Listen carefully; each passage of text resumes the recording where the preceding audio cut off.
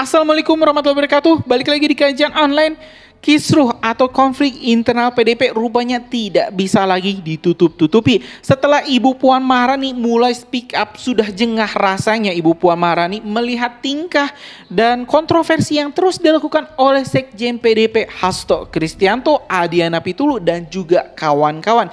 Di sini Ibu Puan Maharani bak 180 derajat teman-teman, berbeda, berbanding terbalik dengan apa yang sering diutarakan oleh Sekjen PDIP Hasto Kristianto, di mana ini Sekjen PDIP Hasto Kristianto terus saja menyerang pemerintah, menyerang sosok Pak Jokowi, Presiden ke-7 Republik Indonesia.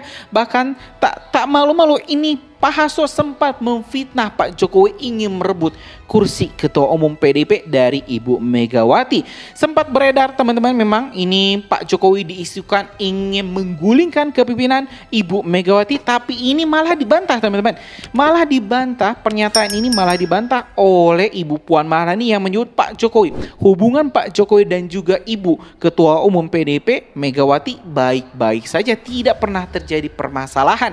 Dan di sini malah Hasto Kristianto yang rupanya sepertinya teman-teman ini ngebet sekali yang ingin menjadi pimpinan utama di PDIP. Dan kita tahu hasilnya teman-teman, PDIP gagal di berbagai pemilu, hasilnya teman-teman PDIP kalah di Pilpres.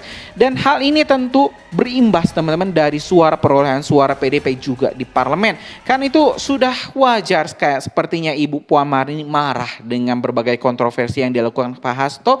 Dan mungkin teman-teman kisruh internal ini bakal makin meluas. Dan baru saat ini Puan Maharani pun harus berhadapan dengan hukum. Namanya mulai disebut-sebut terlibat dalam skandal korupsi EKTP. Hal ini tentu menguntungkan pihak Hasto Kristianto yang memang ingin mengincar sosok Ketua Umum PDIP. Setelah PDIP ditinggalkan Puan Maharani, maka langkah bagi Hasto Kristianto untuk menjadi Ketua Umum akan semakin terbuka lebar. Inilah yang bakal membongkar siasat licik internal yang mungkin ingin menggulingkan kepemimpinan Ibu Megawati.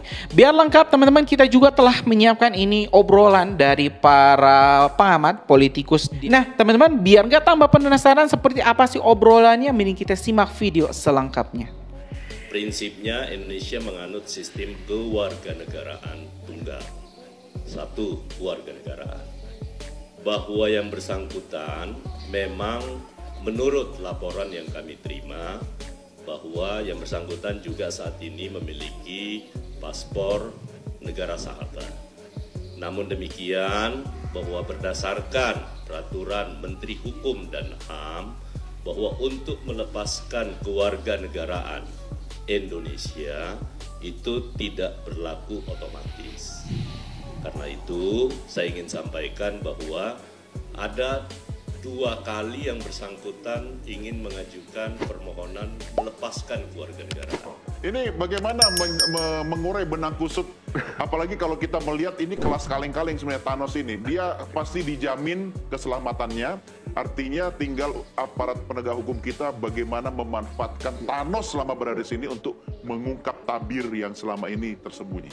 Ya, Mas Doni, ini sekali lagi kasus yang tadi kalau kita lihat dari rentan waktunya itu dari 2011 sampai akhirnya ada penetapan tersangka dan ada gonjang-ganjing politik di situ gitu ya. Nah, Thanos ini sebetulnya kan dia pihak swasta, satu dari 4 perusahaan yang mendapatkan tender pada saat itu, yang mana kondisinya kalau kita tarik dalam konstruksi korupsi pengadaan barang jasa, ini kan setiap orang di sini kan punya peran. Dan di kasus di penetapan tersangka pertama kali kan sebenarnya jelas peran pertama itu adalah bagaimana Oknum Kemendagri pada saat itu menggunakan kewenangannya menyalahi aturan untuk memberikan dalam tanda kutip tender dengan cara-cara khusus seperti itu. Nah, di kasus ini ketika kita bicara korupsi IKTP yang mana dimensinya pengadaan, maka sebetulnya dia tidak berdiri sendiri.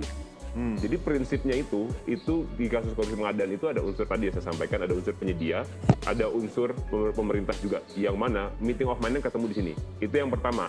Nah, ketika program ini bergulir 2009 itu, 2010 belakang itu kan sebenarnya kan tadi disampaikan oleh Mas Yudi sudah ada konstruksi yang mana dilakukan bagaimana caranya ada program yang baik yang ujungnya itu sebetulnya adalah keuntungan sebenarnya gitu ya. Ini terencana dengan baik dan matang Ini terencana dengan baik dan matang tadi beberapa kali pertemuan dan sebetulnya kalau yang di dalam kronologis tadi yang ada satu hal yang lupa gitu ya. Ingat nggak Mas Doni ketika masa kelangkaan belangko IKTP? Iya. Itu sebetulnya kalau kami nilai adalah bagian dari dampak dari korupsi IKTP ini. Yang seharusnya prosesnya itu berjalan dengan baik, tapi kemudian masyarakat pada saat itu kan kesulitan kan untuk mendapatkan. Nah, mengurai benang kusut ini sebetulnya konsep atau prinsip follow the money dan mengikuti aset ini jadi sangat penting. Sebenarnya gampang ya kalau bicara follow the money, kemudian instrumennya sudah ada. Menunya Nasaruddin kan sudah kasih gitu, nama-nama kan. Tapi banyak yang menyangkal loh. Ketika nama-nama diungkapkan oleh Nasaruddin gitu kan. Kalau ngaku penjara perlu Dan itu sebenarnya kalau gampang ngaku. Benar. Dan dokumen itu kan sudah jadi putusan berapa ya. Dan sekali lagi, nah itu bisa jadi alat bukti tambahan ditambah keterangan Thanos untuk kemudian mengembangkan kembali gitu ya. Prinsipnya adalah membongkar, Mas Biko, menuntaskan. ICW kan ngikutin kasus ini sejak awal ya. Saya tahu betul itu. Tapi ketika kemudian ada saksi kunci sekaliber Thanos ini, apakah ini harus membuat nama-nama lain yang kemudian sudah merasa bebas, aman itu akan kemudian gelisah dan sebagainya?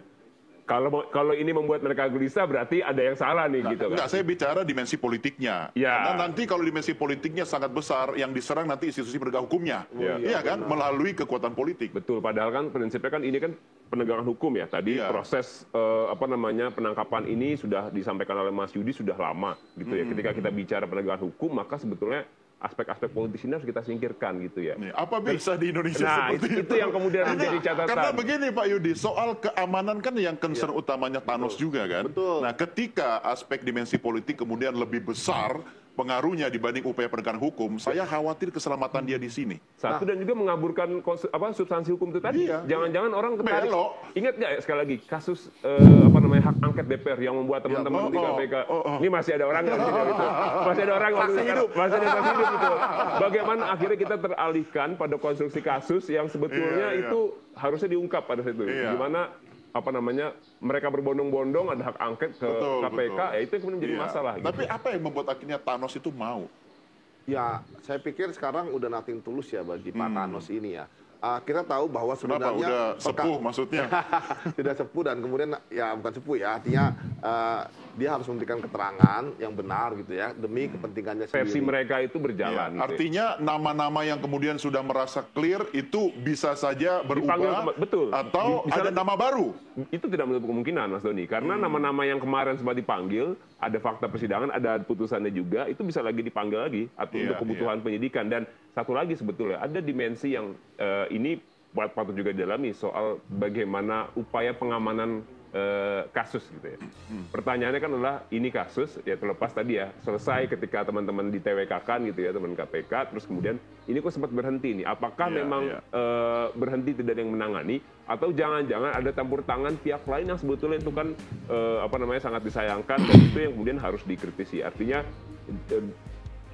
potensi soal pengamanan perkara lalu kemudian upaya menghalang-halangi proses penyidikan ini juga sebenarnya di peluang gitu ya. Tadi sebenarnya saya kira ketika ada paspor atas nama negara lain itu juga sebenarnya patut ditelusuri gitu. Ini ada apa nih ketika dia mencoba untuk memiliki paspor negara lain? Apakah yang penting ke warga negara Indonesianya belum dicabut? Itu yang jadi poin tadi masih disampaikan. Jadi artinya masih bisa tetap dilanjutkan prosesnya dan dalam konstruksi ini aparat penegak hukum sebetulnya harus segera memproses supaya tadi.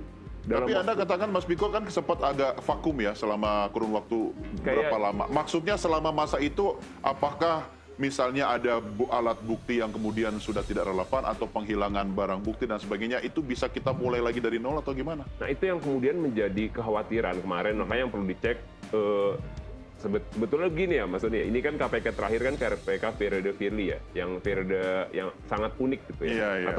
Atau periode kelam gitu ya. Nah, pertanyaannya ini barang-barang jangan-jangan sudah lenyap begitu aja gitu kan. Jadi itu kemudian perlu digali-gali lebih lanjut karena gitu barang-barang itu kalau direlate dengan keterangan Thanos pasti kan sangat berharga informasinya. Tapi kalau di sini bunyi, di sana bukti nggak ada, nah, itu dia makanya. Nol lagi dong. Itu dia yang kemudian makanya kita berharap sih ini tidak nol lagi karena sudah ada proses persidangan, sudah ada vonis gitu yang dijatuhkan dan itu kan sebenarnya kan bukti-bukti pendukung ya dari Iya. persidangan. Bagaimana dan lain-lain. mengantisipasi hal itu biar nanti dia tidak balik ke titik nol begitu? Kalau saya yakin bahwa ini nggak balik ke titik nol ya. Apa Ini ada dasarnya Anda Ya, yakin saya sekali? yakin teman-teman saya itu akan menjaga integritas ya, akan menjaga integritas bukti-bukti yang ada, itu pertama. Kemudian yang kedua kan perkara ini sebenarnya kan sudah banyak yang punya kekuatan hukum tetap ya, dari mulai perkaranya Pak Sugiharto, Iya. ya, terus kemudian terakhir kemarin Isnu Edy, Ketua Konsorsium PNRI sama Husni Fahmi. Betul. Artinya sebenarnya tadi saya katakan nggak banyak kok bukti-bukti baru yang bisa didapatkan lagi. Itu semuanya sudah terkumpul di sana semua. Nah sekarang yang ingin didapatkan dari bukti baru adalah informasi Paulus Thanos. Kan itu. Menurut Anda yang paling penting Nah, apa sih? ketika- Thanos ini kita butuh informasinya soal apa? Soal tadi konstruksi kasus ini sejak awal. Ada 3 hal. Yang pertama mengenai dia perusahaannya kan menikmati 140 miliar. Iya. Ya, itu Kenapa dia yang ditunjuk perusahaannya? Iya, itu pertama. Ya kan 144 miliar itu. Apakah 144 miliar itu kemana alirannya? Apakah hanya dinikmati perusahaannya atau dia juga menyerahkan kepada yang lain? Atau kemudian yang kedua, ketika dia terlibat di dalam awal-awal. Nah, ini kan sangat penting.